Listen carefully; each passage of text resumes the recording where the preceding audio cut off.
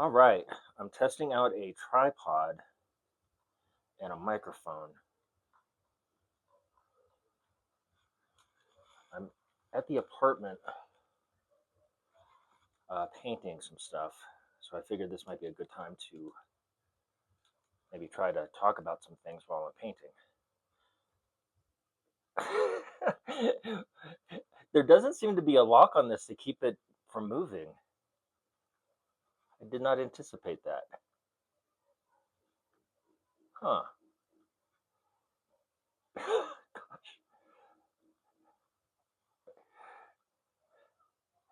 you ever played with those manual scales where you step on it and you have to move the weight around? That's what this seems like. Gosh, man, it's very sensitive.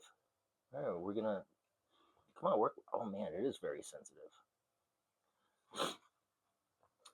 All right, let's just make this work. So, with my crazy hair, you're gonna see me paint, but I'm gonna answer some questions. So, I decided. Well, I'll give my testimony in another video. So I'm just gonna answer some common questions I get while I'm doing this painting stuff because they're easy to do, and they're not in any particular order. Um, Well, for painting right now, what I'm trying to do is all the edging stuff and get that done, and anything that's marked up because it has been previously painted maybe a few years ago. So I'm trying to get any of the scuff marks and stuff patched up first. It's not a large amount of space, so I don't think I'm even going to bother with a roller, honestly. I kind of like painting with a hand brush anyway, because that way I see and pay attention to every little spot. And since it's not a big surface area, it's not that bad. And I think I can do a better job. So where was I at? I was here. um, I'm going to go in a random order here. One of the biggest questions I've received, and people still ask me about this, and I've been here a couple years now, is, oh, aren't you concerned about your safety? And I'm like, well, what do you mean? I mean, here's what I mean by that is like, well, in the beginning I was because everybody was making me paranoid about my safety. Well, now that I've been here for a couple years, by and large, I found everybody to be very nice and very accommodating and very friendly. But it's a big city. Last time I looked at it, there was something like 8.5 million people that live here. Now, last time I lived in a large city was in Miami, but I didn't live in the city. I lived in South Miami, a little bit south of the Kendall area, which is a suburb kind of area. It's not downtown Miami. And when I was there, I was just so busy going to school, and that was pretty much all I did, and doing music things. I didn't really get out much. I never even went to the beach once. I lived there for about 3.5 years. Weird, huh? Just never went. I was just always busy doing something with music. Well, in Miami, I remember one time I experienced a crime situation. I think the place was called Sunset. I might be mistaken, but like a mall. It's a little bit more north, and I had parked my vehicle in up on the parking roof thing. It might have been a parking garage with a roof. I don't remember, but I was on the top, and me and some friends just went to a movie or something. It wasn't anything super interesting. I don't even remember what we were doing, what movie it was. Well, anyway, when we got back, somebody had broken into my 1986 Dodge Caravan through one of the windows and stole my CD player, which was not attached to the car. It was like one of these Discman things that you used a cassette tape to play through your stereo, which was not a nice stereo either. It's a 1986 Dodge Caravan. I didn't even have air conditioning. Everything was manual, the windows, everything. Well, okay, that was the only crime thing that I ever experienced in Miami. However, my first day at school in Miami, when I moved there, my very first day at Killian, Miami Killian, there was a riot at school between a black gang and a Latino gang. I don't know anything about these gangs, But they went at it. The whole school got shut down for about a week. They put the principal in the hospital. Never saw him again. They replaced the principal. That was a day. That was a good introduction to Miami. That was my very first day in Miami, moving from Northern Virginia. So here in Bogota, Colombia, I've not experienced anything negative, and I've been in some pretty dumb situations just because I'm ignorant. My first crime situation was I was outside of my wife's university waiting for her to get done. And across the street from the university is an art museum. I think the museum was actually closed, so I didn't go inside. But there was a lot of public art outside. And so I was just taking photos in the plaza there of some of the public artwork. And I was pretty far away from the road. And so I had my phone camera out, and I was just taking some photos. And like there wasn't really anybody around. I mean, there were people on the street driving back and forth, and students and professors and whoever lives there walking around. And so I had it up, and I was taking a picture of something, and then it was gone. And I looked around, and I was like, I thought maybe I dropped my phone. And I looked down, and I didn't drop my phone. I was like, what the hell? And then I saw this guy on a motorcycle zooming off, and he was definitely far away from the road. So he spotted me from the road, drove up into the plaza, took my phone, and drove back off. Man, I was so livid. I thought I was safe. Well, that was me learning firsthand that that's a big thing that does happen in Colombia. If you're not paying attention, don't have your phone out because somebody will come and snatch it. But that's not unique to Bogota, Colombia. This could happen in Miami. It could happen in New York. It could happen in your neighborhood, wherever you might live. So that's not really unique to a location. It's just a lot of people live in a place, and not every one of them are trustworthy. Okay. Then, so I replaced my phone, and I'm an iPhone guy, so it wasn't cheap. And I was so livid. I was mad for a while because I'm just not used to things like that. And then a couple months later, I was walking to a local grocery store, and I was coming back with a whole bunch of groceries, and my wife was texting me, asking me questions about stuff. So I had my phone out, texting her back, and there was a bunch of kids playing in this park and parents, and like it was a pretty active situation. It was like about dusk, and I got jumped by, I don't know the exact number, 2 or 3 older teenage kids, and they tried to. I was a bit confused because I guess I kind of hit my head and I was a little like kind of dizzy, I suppose. And I didn't know what had happened. And like I have bags of groceries that I'm carrying with me, so it's a bunch of stuff and a backpack full of stuff.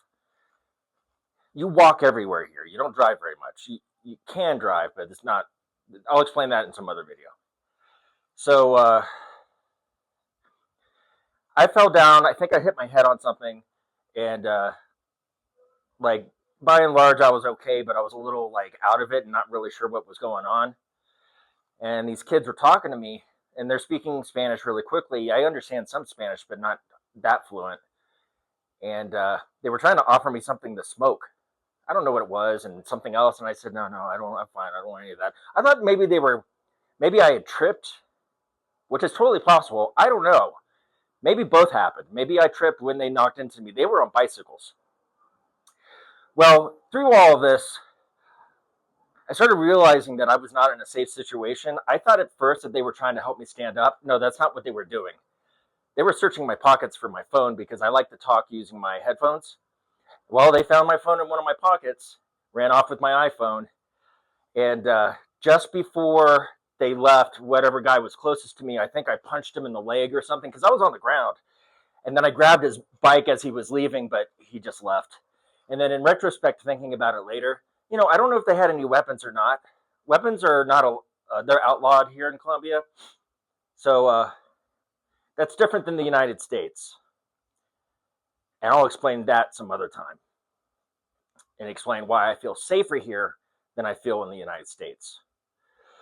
So they ran off with my phone. Now, because I have the Find My Phone feature, I used one of my other devices Well, I have a Mac computer and also I have an iPad. I don't remember which I used, but I used one of my other devices to do the Find My Phone thing. And we found my phone within 24 hours. My phone was in a city days away being shipped to whoever they sold it to. I don't know how that stuff works, but okay. There was nothing I could do about it.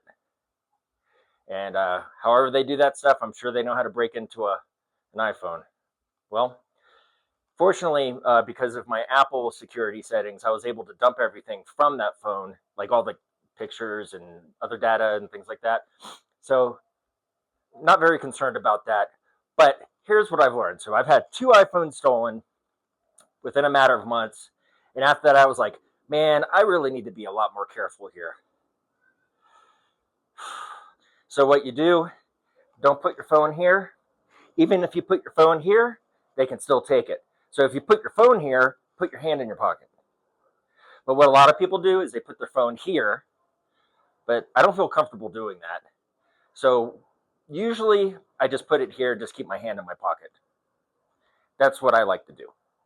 Now I just bought this thing, and it wasn't very expensive. It was like $5, I think, from a store called Pan America. It's like a fanny pack, and you can put things in it, but it also has a window in the front. And I'm starting to use this today, as a matter of fact, where I can put my phone in there. It has 2 zippers. You can zip it up and put a lock on it, and then you can lock it around your waist. And then people aren't going to steal your phone, and you can still like video and take pictures and stuff using, either your headphones or a remote device or something like that. So anyway, back to the drug question and cartels. I've never met anybody in the cartel. I know they exist. I know the stories. I know the history. I've never seen any drugs here, though I have smelled marijuana. But same thing happens in Gainesville. And in fact, Gainesville is pretty famous for marijuana. I know a lot about that as well. I don't smoke myself, but I know a lot about that culture. And so I started forming an opinion. The American government and culture and society is like, oh, Colombia is bringing in all these drugs and and cocaine. Nobody stops to think about this. The only reason why the drugs are coming into the United States is because people in the United States want the drugs. So if you want to fight the drug war, change the culture of Americans so they don't want and are educated, and get them something to do. Like, part of the reason I started Studio Percussion Music and Dance Center was I wanted to give young people something to do. And if their hands are busy and they have something to do, they're not going to be sitting around doing cocaine and creating crime, because they're going to be busy doing other things that are more enjoyable and don't get them into trouble. That was a part of my premise for Studio Percussion. So sometimes you have these really extreme people that are like, yeah, but Colombia's bad. Da, da, da. Well, have you been to Colombia? No, but I know that they're bad because they bring us all these drugs. We're like, they don't bring you drugs. You buy them from them. And they make them because you will buy them. And by the way, they're made out of the same plant that you get chocolate from. Ooh. And also, I haven't met anybody in the cartel or any of that stuff. I'm not even sure what the status of those things are right now. Of course, I'm familiar with Pablo Escobar and some of those things. Well, if you don't want to be around cartel situations, then don't be around cartel situations. Boo! If you're concerned about drugs coming into your country, the United States, then find ways at home to get people to stop buying the drugs. And also, by the way, these drugs are not cheap. So it's not poor people or homeless people buying cocaine. It's politicians, wealthy people, things of people who have status, etc. Those are the people buying this stuff because they can afford it and they know how to get it because they have money. The drugs that people were buying that are affordable to them as lower income situations are manufactured at home and usually at somebody's house out of chemicals that they get at a store. This is why you have to be a certain age to buy spray paint or some other chemicals and stuff, because you can make drugs out of these things. I've not done it personally. I've never done drugs. It's never been my thing. I just am aware of this stuff. Anyway, So the question that I get number one is, are you worried about cocaine and drug cartels and all that stuff? No, I've by and large found everybody to be loving, peaceful. I've experienced a couple phone thefts, but outside of that, that's it. I've never been, nothing violent's ever happened to me. I think I've experienced racism maybe twice, but that wasn't a big deal. You know, you go to a local store and whoever runs or manages the thing doesn't want to deal with the gringo. I get it. It's the same thing in the United States or any other country. You're going to find some people that are accepting and interested in you because you're very exotic and you bring something interesting to their lives. And then you find some people that just don't want to deal with anything that's not their circle of what they know growing up. You find the same thing anywhere. So that's my answer to that. This is a little bit longer than I anticipated, but I think it's a pretty important question.